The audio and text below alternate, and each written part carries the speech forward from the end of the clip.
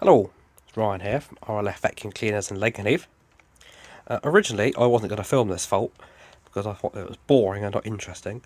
But then I had somebody ask me a question, and I thought perhaps this is something quite interesting. And then when I opened it up and worked on it, I thought, yes, I'm going to start filming. So unfortunately, I'm filming from very near the end of the job, but I've managed to replicate the fault so we can go through it again.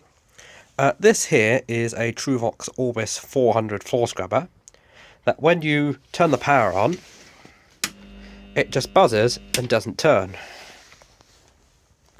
So it's effectively dead. The reason for this failure is because the capacitor has failed, and I'll talk a little bit about that now. The way these capacitors work on these machines is they offset the phase slightly to give the motor a bit of a boost, give it a bit of a kick. And once it's going, you just got to give it a kick, give it a kick, and that's what gives you the rotation. Now, I'm going to spin this around because majority of things you come across, like tumble dryers, small pumps that use capacitors, use a single capacitor. But on these particular big motors, when you start getting into big air compressors, air conditioning compressors, big motors that use quite a lot of power, usually start under quite a bit of load, use what they call a dual capacitor. So we'll just spin this around. So here we have the dual capacitor. You have your standard run capacitor, and you also have this little black one, which is your start capacitor. Now this start capacitor is actually quite a large, beefy capacitor. This is what gives it its massive kick to start. Once it's started, on these particular motors they use a potential relay, which measures the voltage across the auxiliary winding on this motor. Once the voltage reaches a certain threshold, a small amount of current will flow through the relay coil, which will switch this out of circuit. So then it runs on the run capacitor only. What happens is when these relays fail, this actually capacitor actually blows up. And I've got a good example of one here. You can actually see it's actually blown the top out of it with quite a bit of force.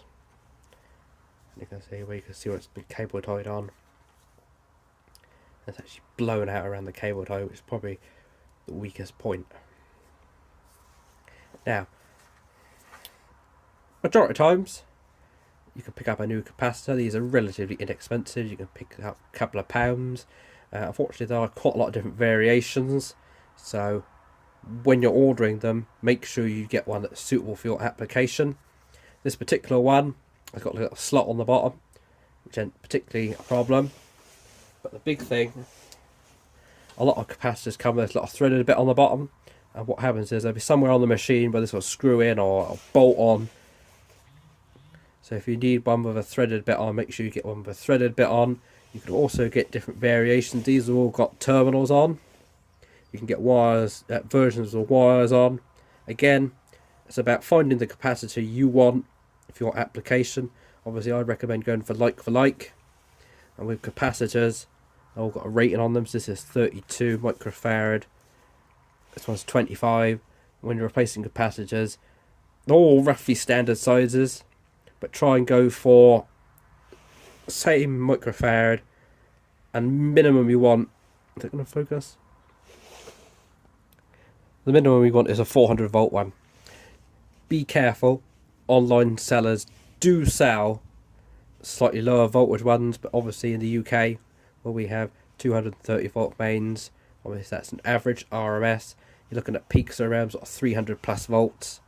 So of course, if you buy an American rated one that's rated for a lot less, you could have some issues in the future. Most multimeters nowadays have a capacitance function on them, so I will grab a multimeter and we will test them. So I'm just going to grab my TIS E217. We'll put that there. Now I'll start off with this one. This one does actually have some capacitance in them, even though it's blown the top out. So we'll put clips on. Now this multimeter is actually quite sensitive. It's not actually going to pick anything up, is it? If we pick up the other one, the one with the blown out bottom, stick that on a multimeter like so, it's not going to pick anything up either. But basically we know these are buggered. I've just grabbed a good capacitor and we'll plug that into, or stick that with a meter. This one's actually nice and quick once it gets a good reading. So now I'm touching it on, like so. Within 2 or 3 seconds, it's coming up with a decent reading. It's coming up with just over 12. And this is a 12 microfarad capacitor, plus or minus 5%. So that's all good. That's basically how you test a multimeter. You can get special capacitance testance meters, but again, they're a bit overkill for testing them. But majority of the time, you can usually visually see that they busted. They usually have a bulge on them or blow the bottom out like so. Under normal, well, in smaller motor machines, what you'll basically have is you'll have the power come in and it'll basically piggyback off and go back out to an auxiliary winding in the motor. Now this is quite a bit more high power, needs a good kick to get it started, so obviously you have a potential relay. You can on older machines get mechanical switches to wire this capacitor out of series or out of circuit. And that's basic fault finding. If you ever come across a piece of machinery where it's not turning and they just make a humming noise, as shown in the video, if I can find it and make it work, usually a capacitor error or issue. Capacitor is relatively cheap and inexpensive, and if you work on a lot of machinery like this, you keep quite a few of them in stock. If you look at these capacitors, they usually have a tolerance value. I don't know if it's going to focus on this, but it's actually plus or minus 5%. So when you do any servicing on these particular types of machines, you measure them, and you say if it's out of tolerance, just bob a new one in. Once these start going out of tolerance, they degrade very, very quickly, or can degrade very, very quickly depending on the environments they're used in. And for the expense of how much these things cost, just put a new one in. A £2 capacitor could quite easily take out a several £1,000 machine, a machine that could generate a lot of money a day. If you want, I'll draw a quick wiring diagram of how the system works, because it's probably easier to explain on a wiring diagram than it is on this, because it does actually look quite complicated, but when you start getting into it, it's relatively simple.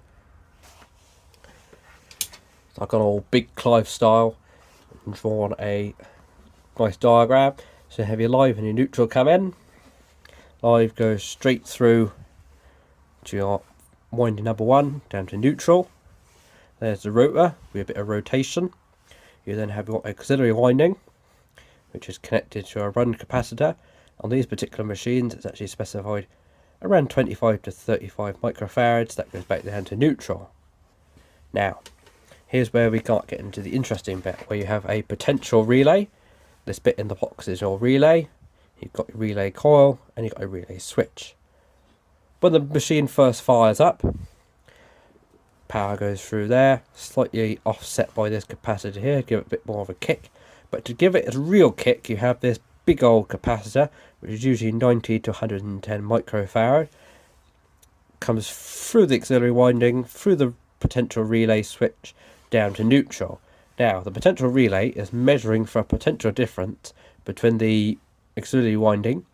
When the voltage gets to a certain point, current will flow through this winding and generate a magnetic field, which will throw the switch open, and it will take this capacitor out of circuit. So you've just got your basic power going through, auxiliary winding, auxiliary capacitor, run capacitor down to neutral. That creates your rotation, and as long as you keep putting electricity in, it'll keep running, keep doing that rotation.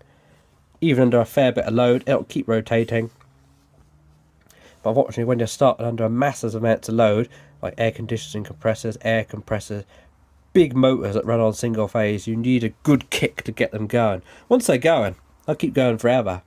So that is my diagram. I hope this video has been some use to you.